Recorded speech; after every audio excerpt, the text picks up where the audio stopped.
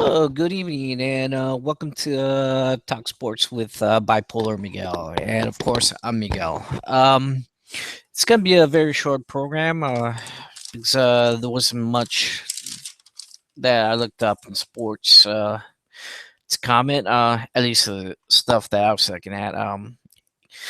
First of all, want to say thanks for the viewing, and I do apologize that there was some technical difficulties in my part that the videos were cut so short. But like always, I'm gonna try extending my program from now and then, from time to time, and also put some podcasts from time to time so guys can listen to them and I can comment on them. First of the, like I said, tonight it's gonna be a short program. I still welcome people to chime in or come into my program if they want. I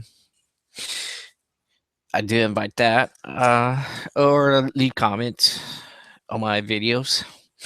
And for the first thing, the Fly Snuka has been arrested, and the trial was postponed for the 1983 murder of his mistress, which apparently the Allentown district attorney decided to reopen the case. Obviously, there was some new information and some new evidence, apparently, but the trial was postponed because Jimmy the Fly's lawyers told the judge that he's incompetent to stand trial, and they're gonna delay the trial until they have a hearing and medical exam hearing and psychiatrics exam. Also, the cases involved apparently his 23-year-old girlfriend was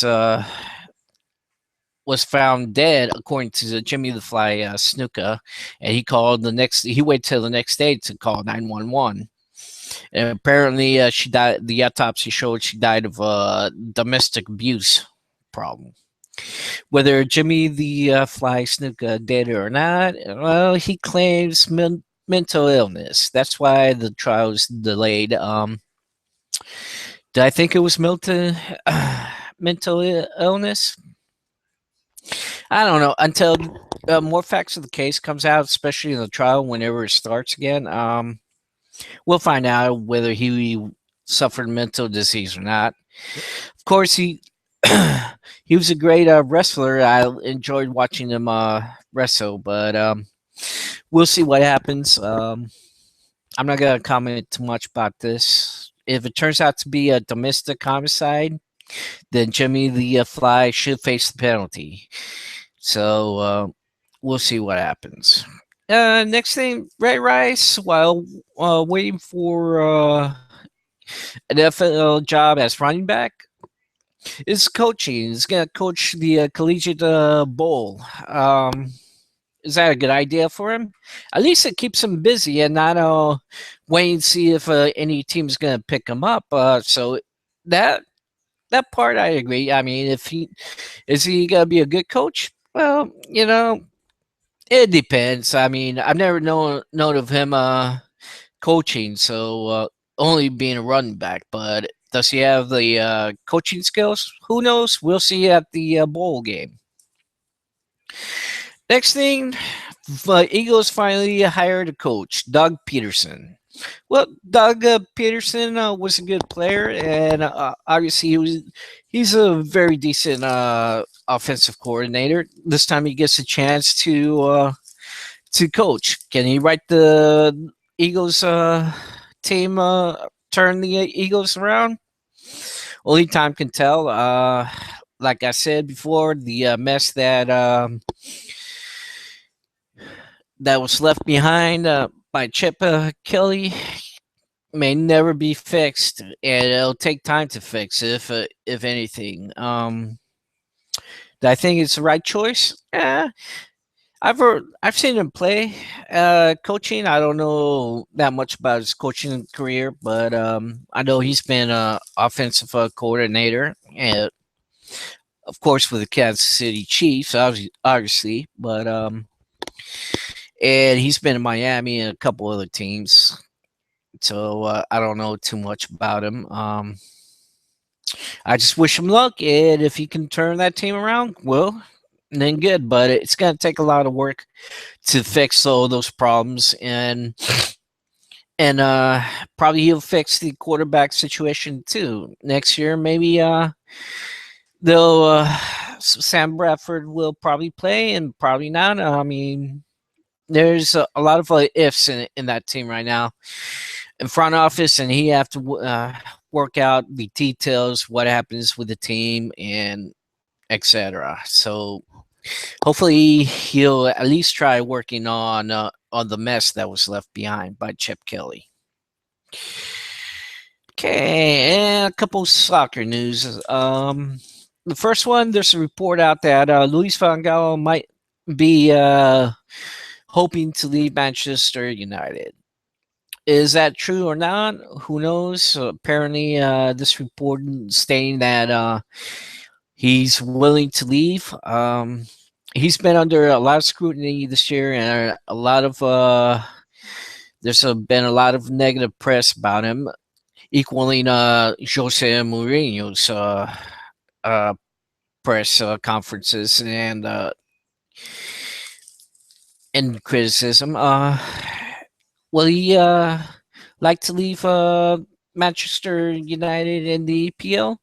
Maybe, especially after this year. I mean, Manchester United is having a better season than Chelsea, but obviously there's still a lot of problems. And whether it's of his own making, I've seen a couple press conferences that he's had, and he actually plays down and accuses the media of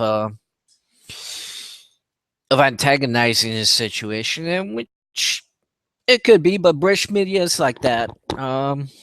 And most European media is like that. I mean, all over the world. So I think there's a lot of to it that Van Gaal might be leaving. If he leaves, hopefully they'll make a settlement and maybe buy out his contract. But we'll see what happens.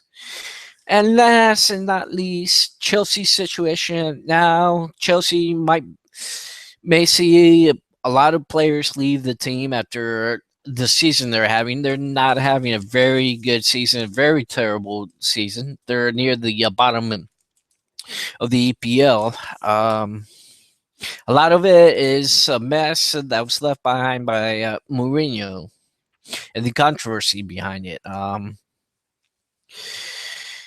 Whether the Chelsea players decide to leave or stay, well, some might stay and ride out the storm like always, but I don't see too many of the big name players staying with Chelsea. They'll probably move on to other leagues or stay in the EPL with other teams. I'm sure Arsenal, Aston Villa, and a couple other teams, Tottenham, Man City might pick them up. Even Manchester City might pick some of the players up. But right now, Chelsea is in a terrible mess, and a lot of it has to do with the Mourinho situation and its aftermath, which it's very difficult to try to decode what's going on. I don't follow the EPL that much. I do tend to watch a couple games or parts of the games, but I don't listen to the EPL news that much. Only what I catch on some of the networks and what I read. And on Spanish radio, I listen to Spanish radio a lot. Because of course La Liga is my league of preference. Well, not by notwithstanding that I'm originally from Spain, so and I played there, so it it's obvious. Anyway, that is all what I have right now. Tomorrow I'll be back tomorrow or in upcoming days. Like I say, I appreciate all the viewing and the comments that I get, and you guys can always leave me comments on my videos, and also You guys can follow me on Facebook, and also you guys can email me at bipolarmiguel@gmail.com, or also we can talk sports on my phone line, which is 1-872-802-1492. And I do appreciate you guys viewing, and like I said, hopefully I'll get more views, and from time to time I'll be live, besides making videos on my iPhone. But I do appreciate everything, and have a good night. Thank you.